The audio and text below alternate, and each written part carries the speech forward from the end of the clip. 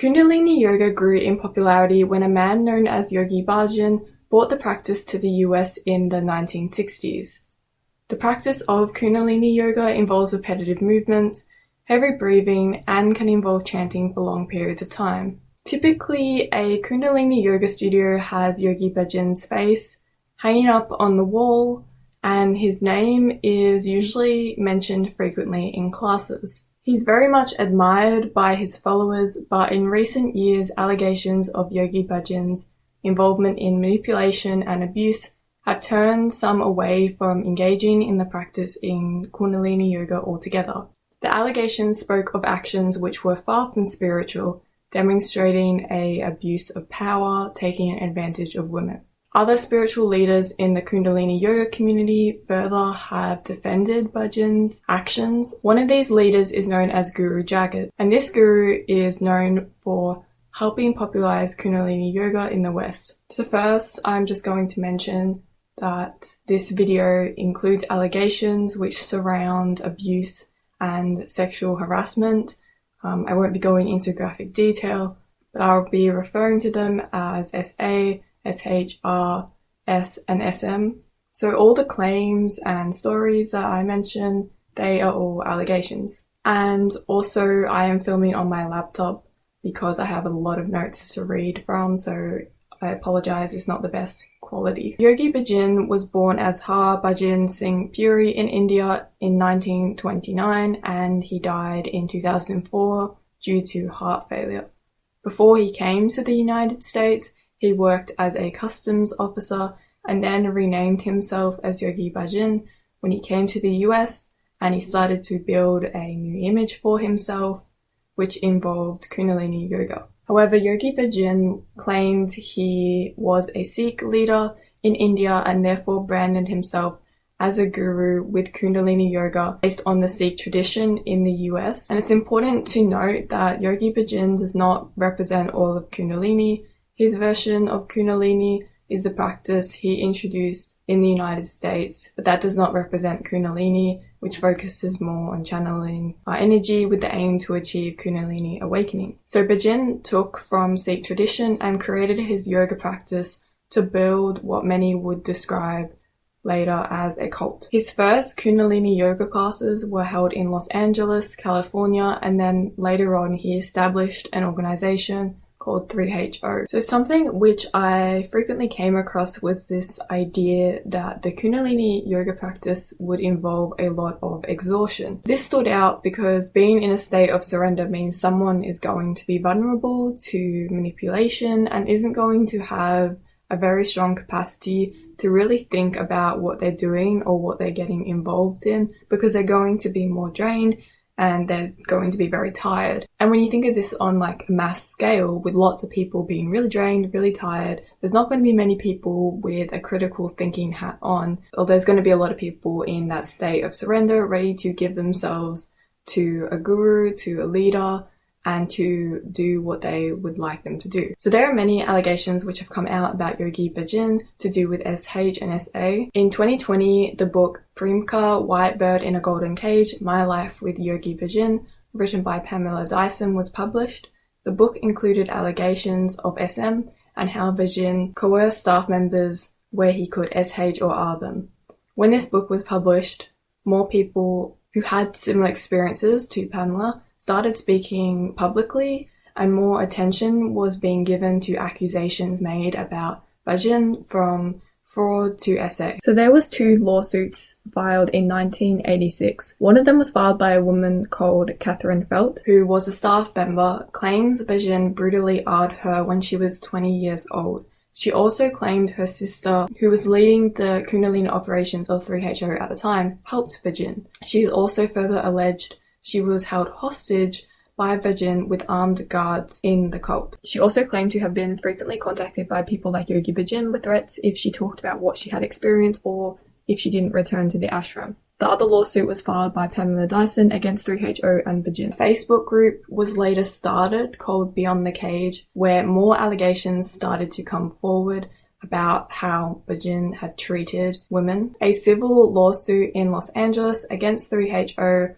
was filed by victims who claimed Yogi Bhajan abused them and that members of 3HO were well aware of the abuse. That is quite scary, the thought that not only was the abuse occurring, but also that people within the organization were well aware that these kind of things were going on. A 72-page report by the organization and Olive Branch found the SA allegations against Yogi Bhajan to more likely than not occurred. The report includes allegations of sexual and spiritual abuse, fraud, and drug smuggling. There was a section here that says, Yogi Bhajan's supporters viewed him as an evolved human being. Some even viewed him as endowed with divine attributes that placed him on a higher plane or level of consciousness than his followers. Some even likened him to Christ or Buddha. Others extolled his wisdom. These attributes inspired awe, reverence, obedience, and loyalty from his followers. So people clearly looked up to Bhajan and viewed him in this godlike light. So for some people within the 3HO organization, they cannot see how Yogi Bhajan would do anything wrong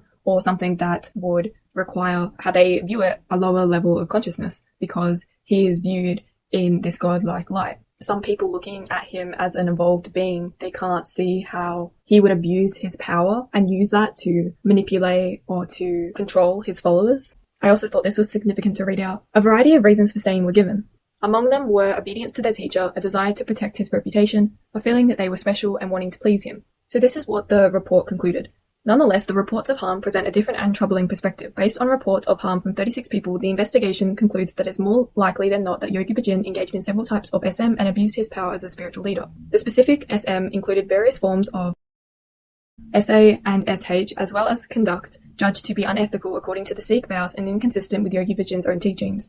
We also conclude that by behaving in such a way, he abused the power entrusted to him as a spiritual leader. Furthermore, Yogi Bhajan's opportunity to engage in SM was facilitated by his creation of an organizational environment characterized by secrecy, threats, and other practices. Additionally, he used various methods of control to manipulate specific individuals, many of them his secretaries, to fulfill his own sexual desires as well as his perceived organizational needs, often reportedly to help these individuals attain spiritual fulfillment. It doesn't seem like Bhajan feels art is even morally wrong, as in a 1978 lecture, Bhajan expressed how it is the victim's fault if they are art.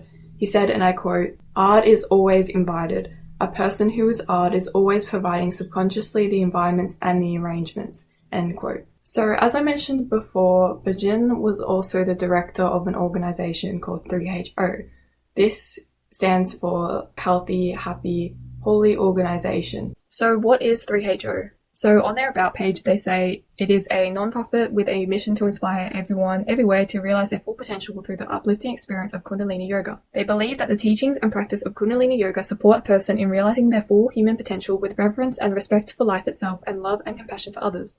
3HO is a non-profit in service to a global mission to connect millions more people and a broader diversity of people with the transformational practices of Kundalini Yoga for the betterment of individuals and communities worldwide. We envision a world in which people everywhere are empowered and supported in the ways that matter to all humans. Personal fulfillment, health and well-being, families and relationships, work and professional expression, united in service to the evolution of life. So people like Pamela, who worked with Bhajan as secretaries or in other roles, were known as the first generation.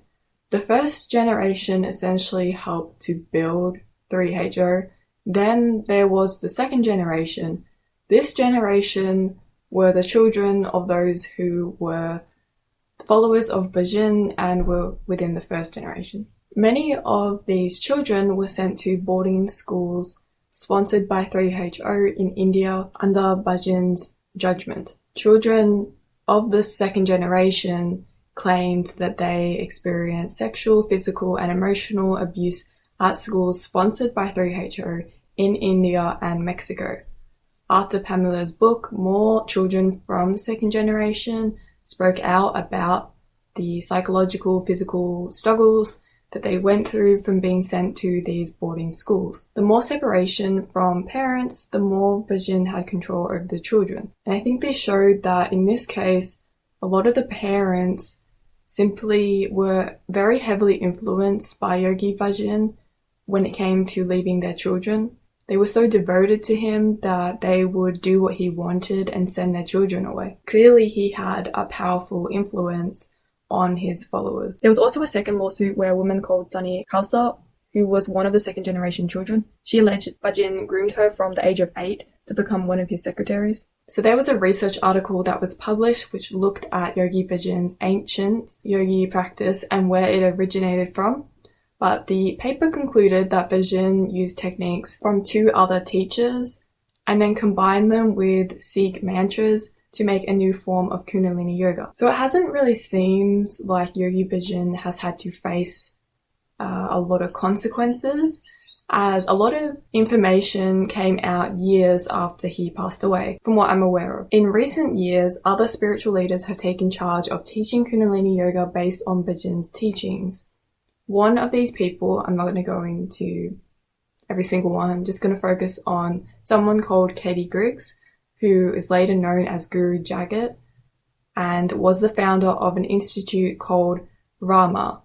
She was born in 1979 and was a spiritual leader and businesswoman. She taught lots of workshops and classes where students tended to wear white clothing and head wraps or turbans. Rama TV was later launched to provide digital access to Kundalini video content for about $18 a month USD. Jagat also started to produce other content such as a podcast called Reality Riffing and 2 clothing lines. She later wrote a book called Invincible Living. Under the Rama Institute, there is a business school, there's a non-profit foundation, and there's also a group called Aquarian Women's Leadership Society. We'll come back to those later. So Jagat has claimed to be a former student of Bhajan, and when essay allegations about Yogi Bhajan came out, Jagat seemed to defend him from a video she shared on Instagram. In the caption it reads,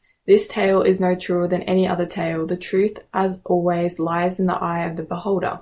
Someone, I think, needs to speak up on behalf of Yogi Bhajan. At the start of the video it says, "A story about a teacher's love and a student's betrayal." So as Pamela Dysons is mentioned right after this, it's evident that the student, the speaker, who is another one of the spiritual leaders called Hari Jivim, is referring to Pamela. And therefore, from the speaker's perspective, Pamela's book is some form of, it's an act of betrayal against her teacher, which is Bhajan. That's just a shorter version, but there's also a longer video called The Futile Flow of Fate, which is produced by Hari Jivim and his wife Mandev. Jagat spoke to Hari Jivim often and received directions from him. Hari Jivim served Yogi Bhajan and learnt from him, and clearly if he's learnt from him, he's apparently spent a lot of time travelling with him and potentially looks up to him. He's likely going to be on Bhajan's side as he has learnt a lot from him and he seems to be a devoted student to him. So as students of Kundalini Yoga hear these allegations come out, they might think, oh, this is terrible. But if they look up to someone and they trust someone like Guru Jagat and she's posting a video with that kind of messages in it, students of Kundalini Yoga might have doubts that the allegations are even true. And if you are engaged in a practice, such as Kundalini Yoga, where there is a big community around it and it's very important to you, it's become a part of your identity, maybe you've taken on a spiritual name from 3HO, and you've made friends in that community, hearing that the leader has participated in these alleged forms of abuse and they're a predator, that's going to be really difficult to hear. So if there's any form of doubt that these allegations aren't true or that people are just saying things to misrepresent the organization, then people might hear this kind of content from Guru Jagat and use that to reassure them and comfort them, because if it is true, it's going to obviously be harder to engage in that practice again, knowing the context around the practice. So there was a Vice article and had a lot of information about this topic. So I'm just going to read out some snippets that I found from that. In the Vice article, it says, sources allege they were indoctrinated with a sense of spiritual superiority and an us versus them mentality, which created an echo chamber effect that further radicalized and insulated followers. They say that Rama is operated not only by Jagat, but also by her spiritual teacher and employee, Hari Jivim, a convicted felon who spent 18 months in federal prison in 2000 for his involvement in one of Yogi Bhajan's telemarketing schemes. End quote. Jagat was also known to allegedly underpay her employees. Most accusations from Guru Jagat's ex-employees were made public on an Instagram account called Rama Wrong. which includes victims speaking of spiritual abuse, workplace harassment, and poor management of finances. Jagat has also talked a lot about this watermelon cleanse and advocated for a melon mono diet. We gotta take care of the brain, and that's part of why we do this watermelon cleanse, because it's wonderful for a million other things, but it really helps your brain. But as someone, points out in the comments, there's no scientific research to back up the benefits of this cleanse. So the watermelon diet in particular is obviously just watermelon, so it's excluding a lot of important nutrients. What I was thinking when I heard of this is that if students are just eating watermelon or they're going on some kind of restrictive diet, it's another way to exhaust her students.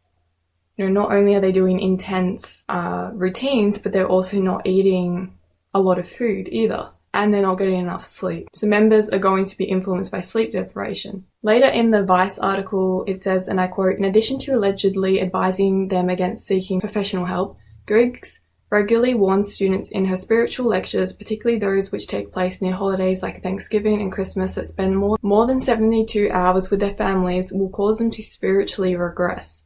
It's a culture of fear-mongering," said Charlotte Medlock, who worked as Rama's Director of Marketing from 2016 to 2020. "Even after I quit, I practiced every day because I was afraid to stop.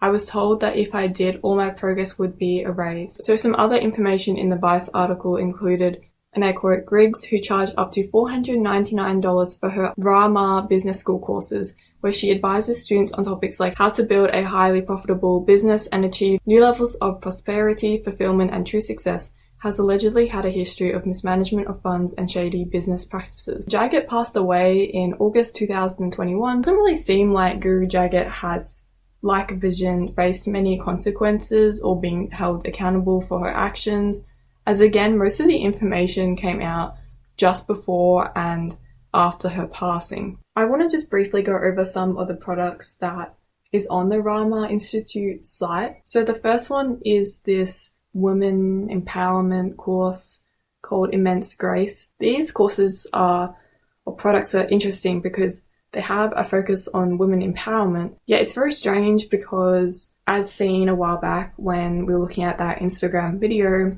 the fact that Guru Jagat posted that seems like she was standing up for Bhajan against the allegations from women who were impacted. So in the Immense Grace product, Hari Jivim is listed as one of the guides, and it seems odd to me that women are being guided by a man who, again, has participated in that post, which is in defense and even trying to stand up for Yogi Bhajan, in my opinion. Also, it seems very expensive, around $3,200 to $4,000, depending on the type of program you get, which I think in itself is very empowering that women have to pay such a price in order to feel empowered or to feel confident. So then there's the Aquarian Women's Leadership Society, and Bhajan also had an idea around the Aquarian leaders concept. It was something that the 3HO organization promoted. On their page it says, and I quote, "What is the age of Aquarius and the Aquarian leadership? According to astronomy studies, every odd 2,150 years the position of the sun moves in front of a new zodiacal constellation. The age of Aquarius begins when the sun is no longer in front of the constellation. We entered the age of Aquarius consciousness in 2012. The principles of the Aquarian age are at the core of Yogi Bhajan's teachings. What we call leaders of the Aquarian age are self-empowered people who at the center of their skills place intuition, transparency, love, and neutral projection and lead by example." What I instantly sort of was thinking about when I read this is how it gives people a sense of purpose or mission to be an Aquarian leader. If they already follow 3HO's or Bhajan's teachings, then being given that title, there's a sense of importance that would come with that. And I think that's following on in the Aquarian Women's Leadership Society, the same kind of idea. And it says, Guru Jagat, 1979 to 2021, founded Aquarian Women's Leadership Society in 2017 as part of her mission to refine a new model of integrated female empowerment, intuitive womanhood, and socio-political leadership. Then there's also the program The Graces, and this is a private program. And in this program, you can get 4 private sessions with Harry Jivim, which, again, in my opinion, seems odd. Like, that woman would be getting private sessions with someone who is a devotee to Bhajan. And what is Harry Jivim going to teach women who are participating in a Kundalini Yoga practice, which is putting them likely in a vulnerable state of mind if they're exhausted, about women empowerment? People also seem to look up to Guru Jagat the same way people looked up to Yogi Bhajan.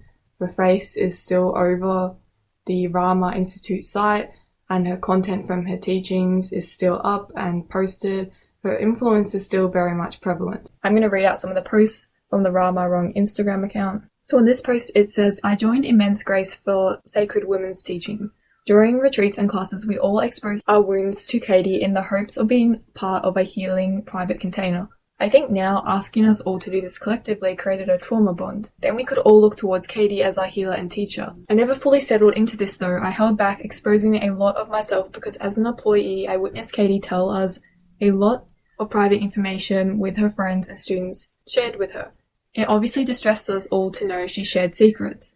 We were afraid she would share things publicly to hurt us. Obviously, people go into this thinking that it's a safe space, that they will be able to share private information and it will remain within that circle and it won't be shared and people won't feel like that might be used to hurt them. But as seen here, sharing of private and vulnerable information can be held against you. And just to reiterate, these are all just allegations. So here someone says, one of the main concerns with her as a teacher is, and I assume that they're referring to our Guru Jagat, is that she is abusing her power. Many times when she would get to know someone, she would get to know their personal secrets. And again, there is nothing wrong with wanting to go deep in a relationship, but she would use the personal secret information as a weapon and scream it out loud so that the entire yoga studio could hear. And oftentimes she would mix up different people's secrets, so that the person being screamed at would not only have their personal childhood trauma involuntarily exposed in front of multiple people, but also get someone else's personal information laid upon them as some sort of mixed up accusation. It was a horrible experience to be near her, and I hope that one day she'll understand how badly she's hurt so many people. So again, there is mention of using personal information about students to build this kind of power dynamic where students are put in vulnerable positions and are more likely, I guess, if they see something that they think is concerning or problematic, to not speak up, because if they speak up, then their personal secrets may be revealed to lots of people and they might not want that. So I'm not going to go into a great deal about these, but there is a few comments on Guru Jagat allegedly sending Harry Jivim a lot of money. This comment says here, I actually know for a fact she sent Harry Jivim $3,333 every month at least. I used to have access to the company PayPal account and I would regularly see $3,333 transferred to Harry Jivim.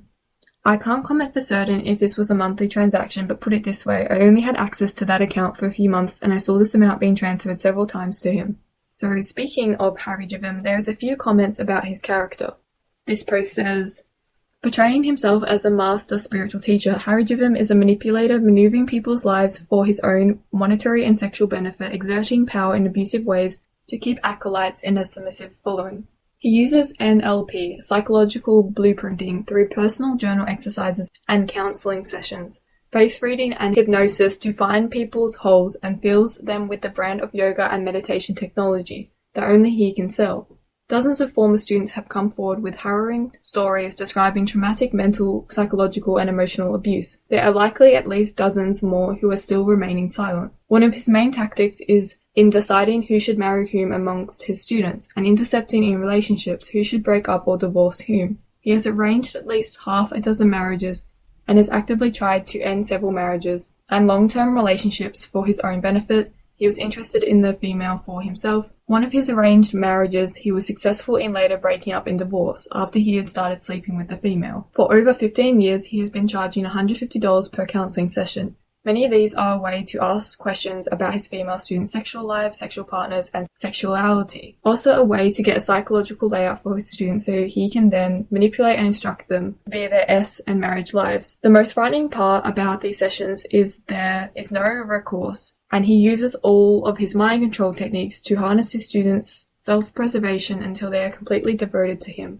If you remember before, I mentioned one of the courses on the Rama Institute site. You can get private sessions with him. And in this post, you can kind of get an idea of what that private session might involve and how Harry Javim uses different tactics to try and get what he wants out of the session. Another example here, they say, I had a few private sessions with Harry Javim. One thing that they all had in common was that he always kept asking about my S-life, who I was interested in and who my ex-partners were. He would push me to confess deep personal secrets and how much money I had in my bank account, and then mock me for who I was and laugh at my financial situation. And he would constantly speak about celebrities, like an obsessed person. He would look at their Instagram pages and analyze their body language. At times, he would give me movie recommendations, and most of them I never saw, since they didn't appeal to me. But there was one movie Harry Javim recommended that I did watch, and it gave me horrible nightmares to the sexual violence. Still, to this day, it gives me discomfort thinking about it, seeing it all with some perspective now. It's easy to see that those actions don't belong